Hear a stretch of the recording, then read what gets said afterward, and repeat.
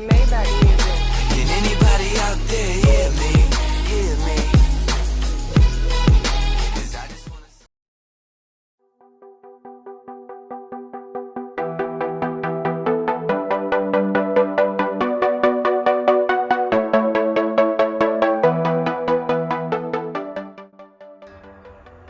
Hey guys, just thought I'd do a quick video on this 100 amp hour lithium slimline battery that I bought. Main reason I got it is because it's got a max discharge of 200 amps.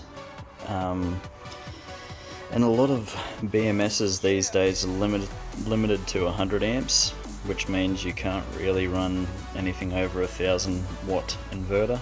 But I want to at least have 2000 watts. This will allow me to run a 2000 watt inverter. Apparently it's actually got a max discharge current of 400 amps. But yeah, definitely thinking about actually upgrading the camper's inverter and putting a 3000 watt inverter in there, Renogy one, and putting the 2001 in the Patrol. We'll see, but I want to have the same sort of capability in the Patrol when I want to do camps by myself without the camper. But yeah, these I'm going to turn that light off, it's making it flicker.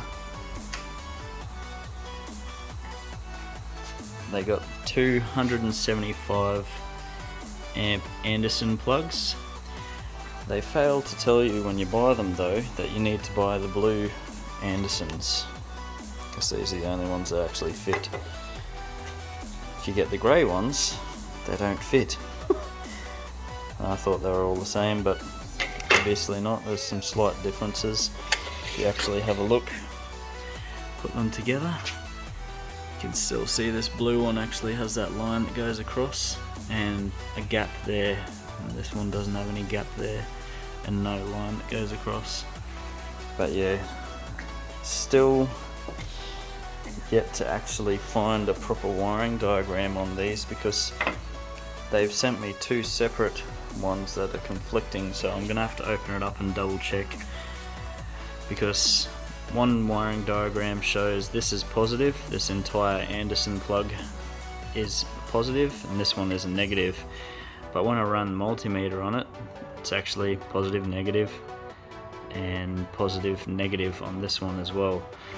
So I thought that was a bit strange when I run the multimeter on it, so I'm just going to pull it apart and have a look. I don't really care if I avoid the warranty. And I just want to have a look at see what's inside out of my own curiosity anyways. Well, this is really cool and unexpected.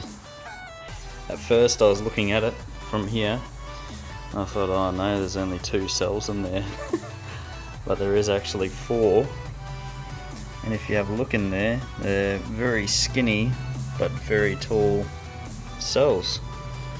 And it looks like they use some really decent cable, really decent crimping, heat shrinking.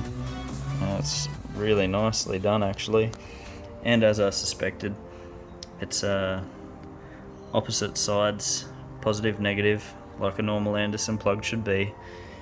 Whereas the wiring diagram they give you through eBay is actually one's positive and one's negative, or vice versa. I can't remember to be honest. I'll probably pop it in the video. But yeah, all the cells are the right voltage at the moment. Try and do this one-handed.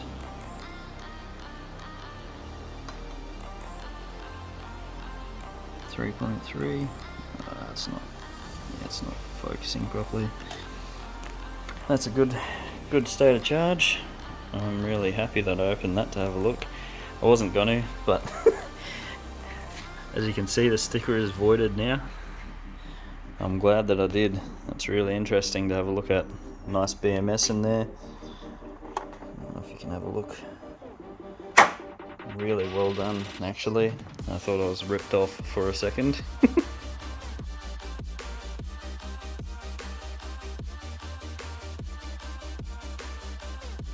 Exciting to do is get rid of this little voltmeter. practically useless for lithium batteries anyways. Don't trust them at all. I don't really want anything rubbing there. I think it might actually rub on the seat and turn itself on. I don't need any extra drains.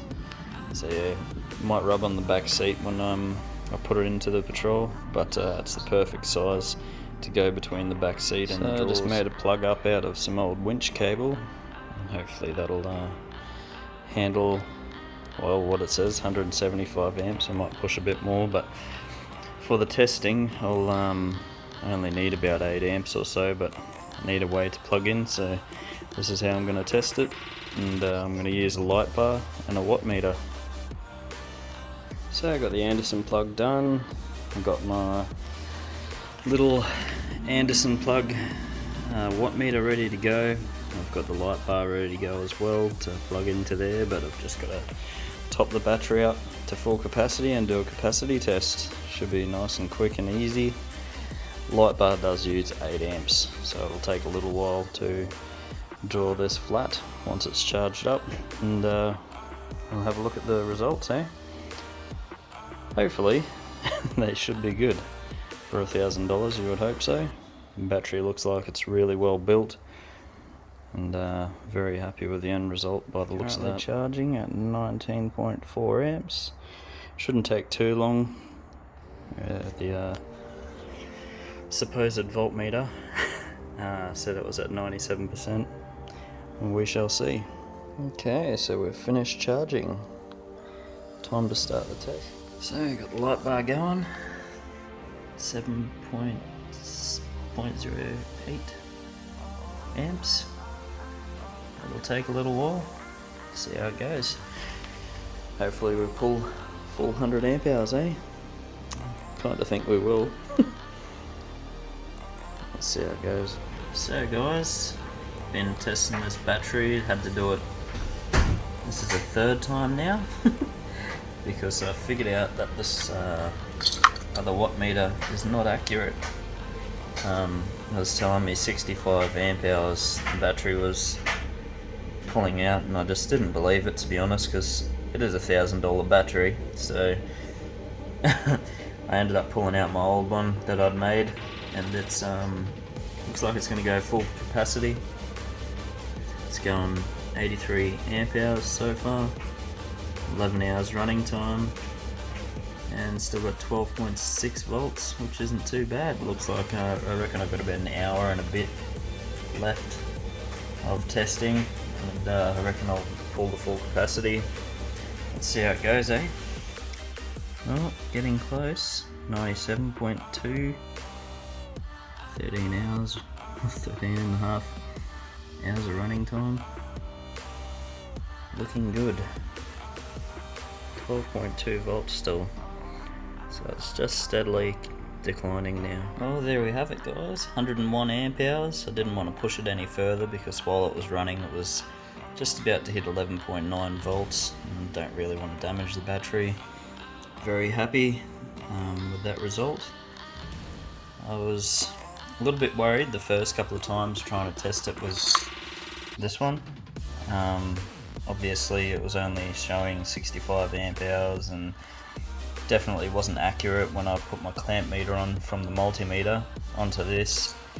This was showing 7 amp draw, but my clamp meter was showing 7.5 to 7.8, so I knew that it was actually drawing more. And this little eBay spec watt meter was not doing the right job, so ended up working out good. I'm very happy with my old crappy shunt. At least it works. But as you can see, the eBay battery works. Not too bad for some nice slim and very tiny looking cells, but obviously they make up for it in width instead. So I got it all back together, charging up, ready for when the inverter gets here. New inverter's going to get here. I'm actually going to upgrade the inverter inside the camper. I've thought about it long and hard now.